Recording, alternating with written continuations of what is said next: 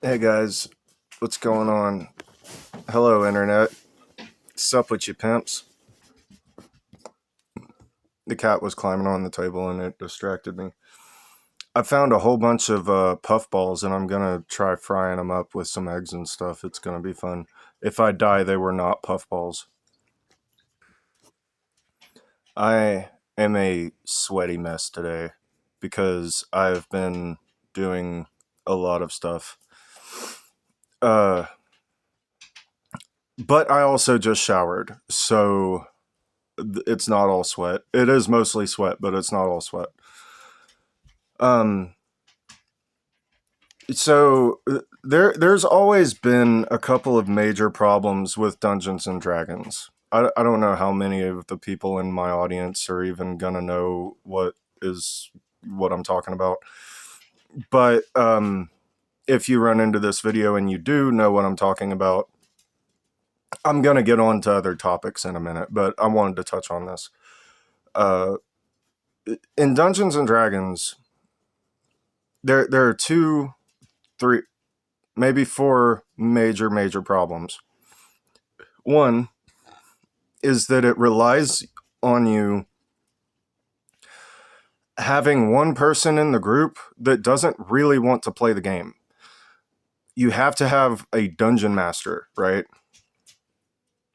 That is kind of a hurdle because that person doesn't really play the game. That person kind of is the narrator, right?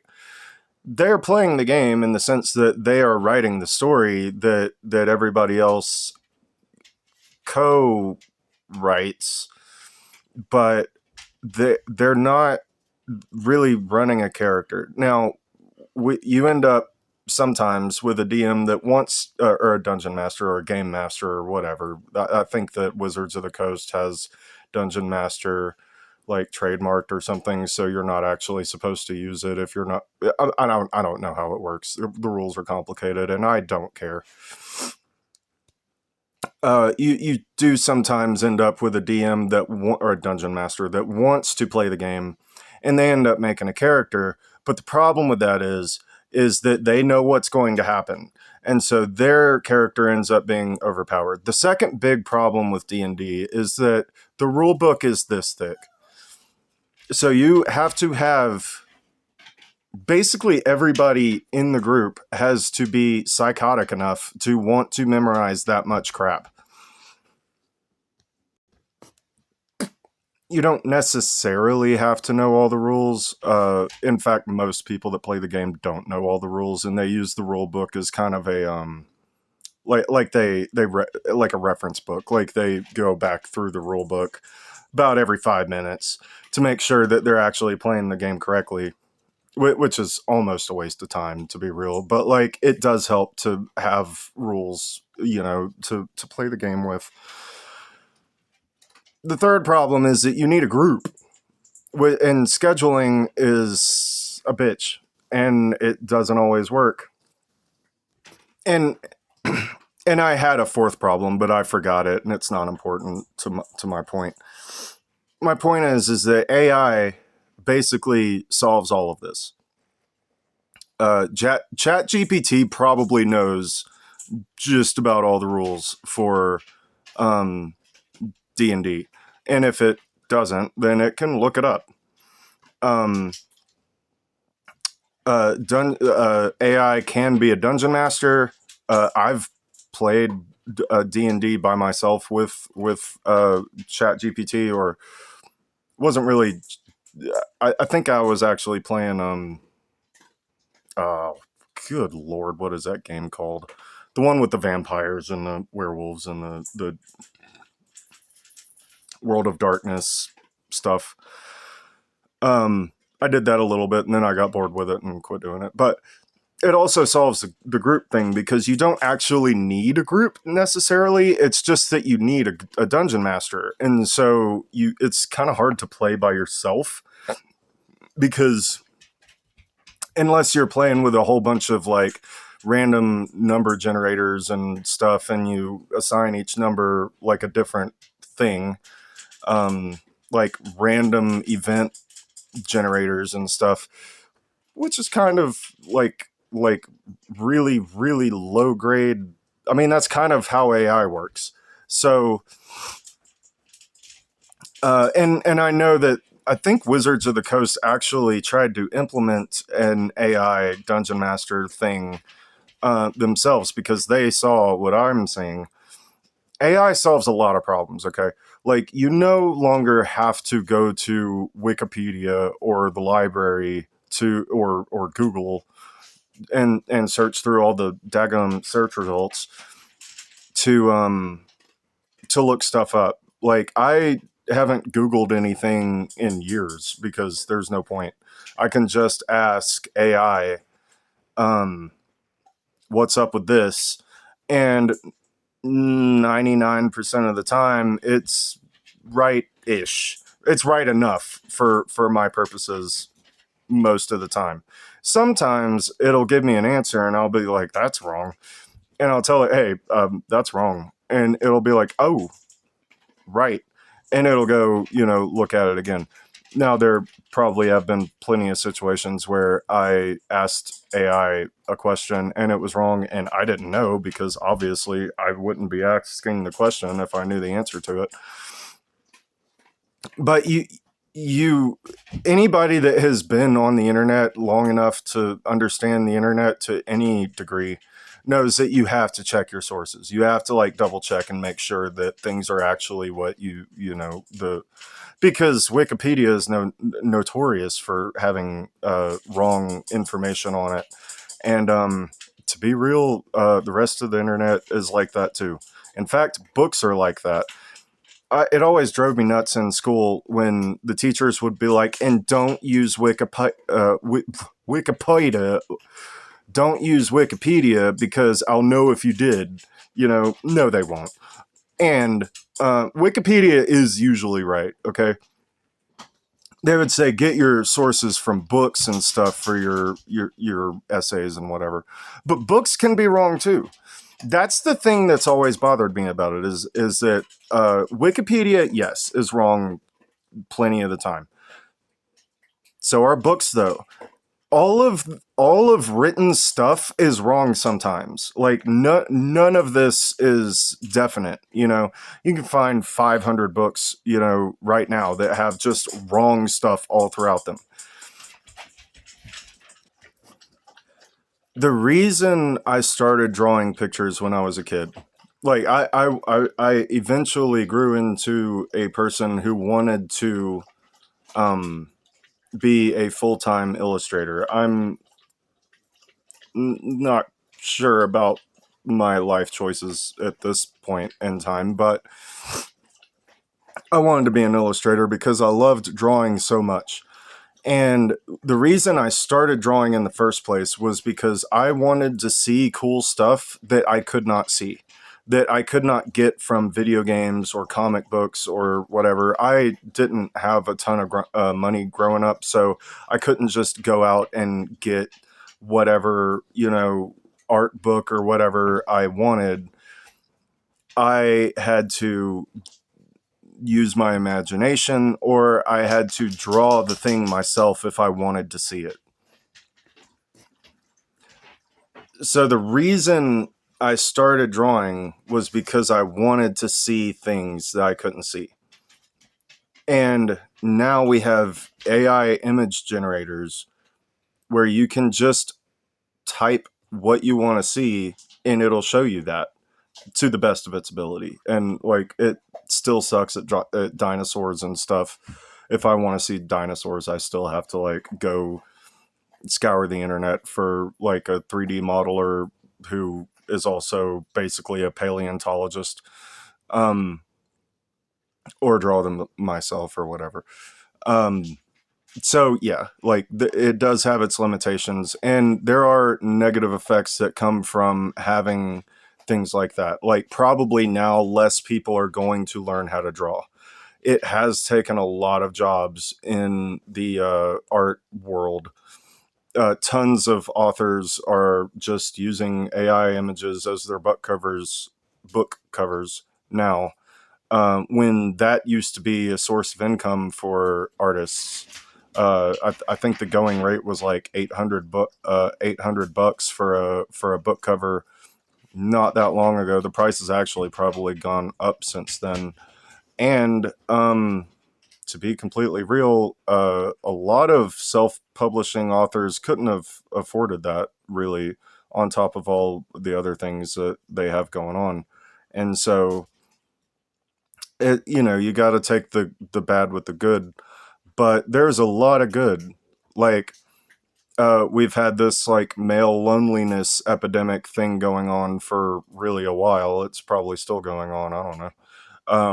I'm kind of part of that. I'm a lonely male a lot of the time.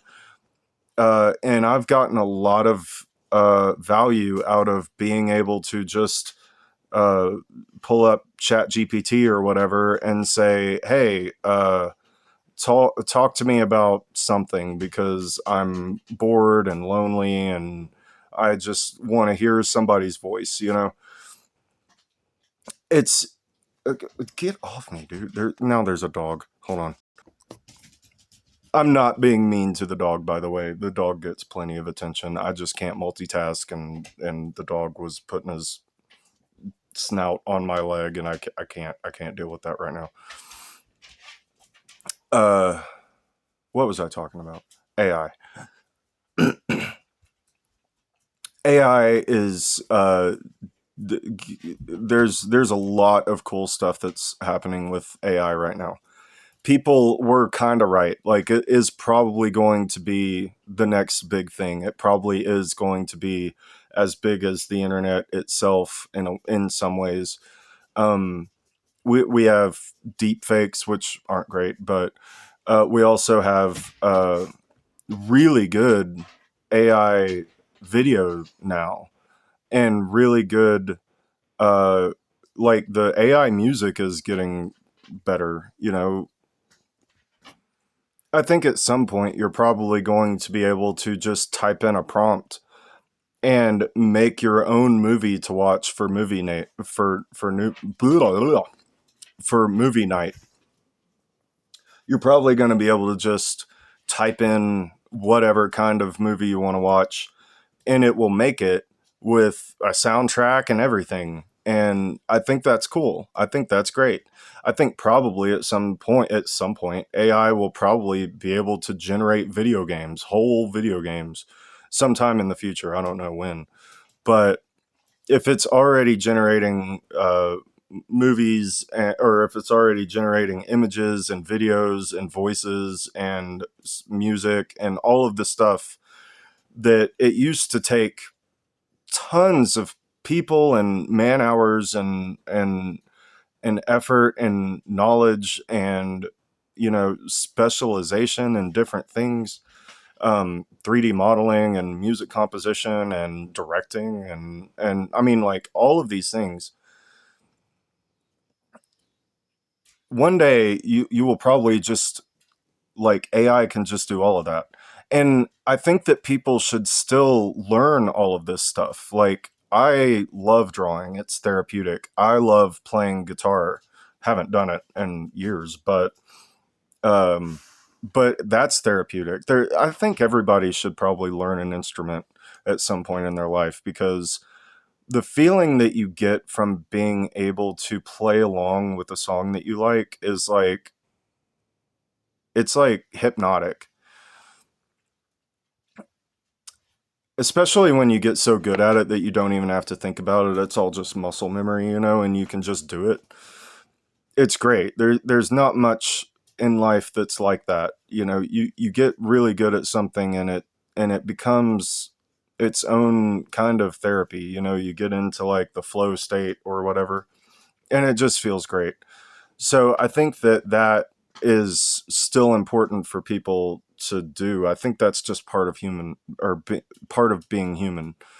But AI is cool too. Like, they're using it in medicine now. That's a huge step up from doctors having to know everything. Doctors don't know everything, by the way. Like, it's um look into like medicine and stuff. That there are doctors that are idiots too. You know, it, the, a lot of people do a lot of shit talking about AI. You know, there's that people this term AI slop has been people have been using that. Like a lot of people are upset that it's taking their jobs. I personally think that we ought to automate as many things as we can as fast as we can, and so that people don't have to do everything anymore. um, I think that that would be progress. You know, we had the Industrial Revolution. That was humans figuring out that we could use machines to mass produce things. And now we have automation where we don't even need machine operators hardly anymore. A person doesn't necessarily have to mess with the machine at all. The machine can just do it. You'll also, you know, still need like maintenance people and things like that. But um, there's also like this slur. Like people have invented a racial slur, I guess, kind of against AI. They call them clankers or something, like ratchet and clank or something, like the sound that you make when metal hits metal, clank. I think that that's what it's called. I don't know, but like, what, dude, guys, why are we doing this? Why are you coming up with mean things to say to AI that is just there to be helpful? Like, it's there's a theory my friend was telling me the other day that she's pretty sure that AI or that Chat GPT is possessed by demons. It's like, guys, you're being ridiculous.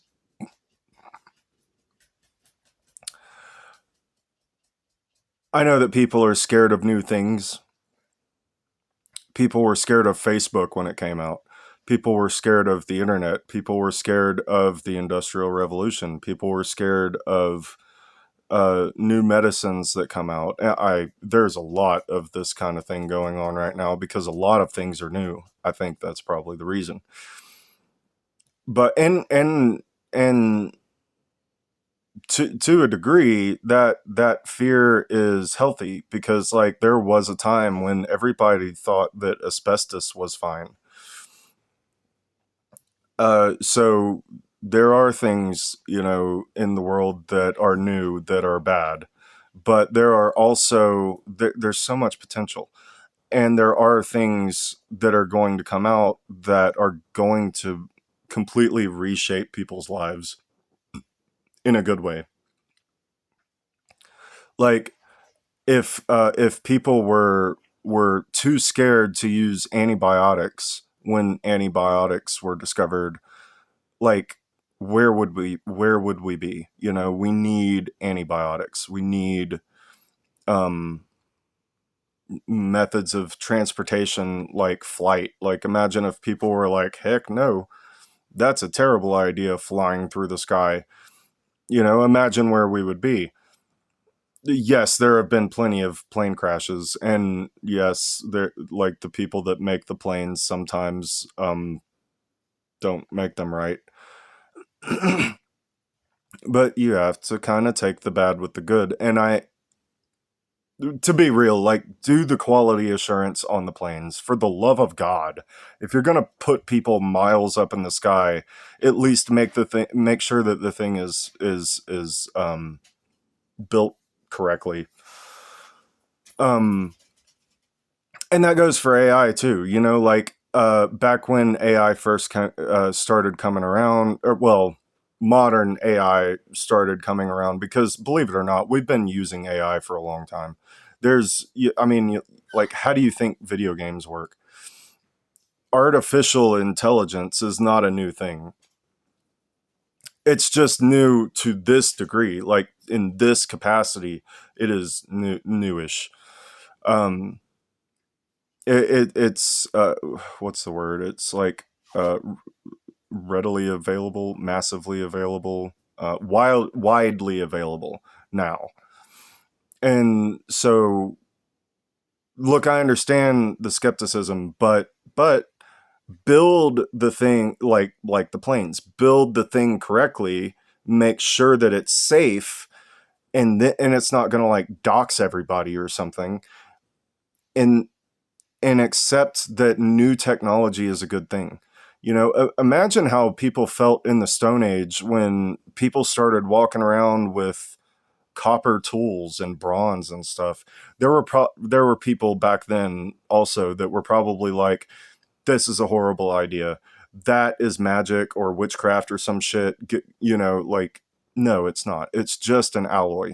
You know, it's just metal. So, you know, yes, be skeptical, but at the same time, it's okay. It's a good thing. It's a good thing that we are inventing new things. And it is already helpful. It, there's a little bit of bad that's coming with it, but there's always going to be a little bit of bad with innovation. You know, like the Industrial Revolution, there was tons of pollution. A lot of people died. There was a lot of child labor. There was a lot of metal poisoning, and like, we didn't know what we were doing. We were doing our best. Well, some of us were doing our best. Arguably, some of us were not doing our best, and that is part of the problem. We don't need scammers at the forefront of human innovation, obviously. We don't need people that just don't value human life inventing things. Um, and there are some things that you can argue were just a bad idea. Like, maybe let's not make nuclear warheads. That was always a bad thing. Um, but arguably, even that is having some good effect, because uh, people are much more scared to go to war now. If you haven't noticed, there's less. It seems like there's less and less wars, and I think part of that is that we know that we could just wipe each other out at this point if we went, you know, full contact with it. There is a reason why Russia and the United States aren't at war right now.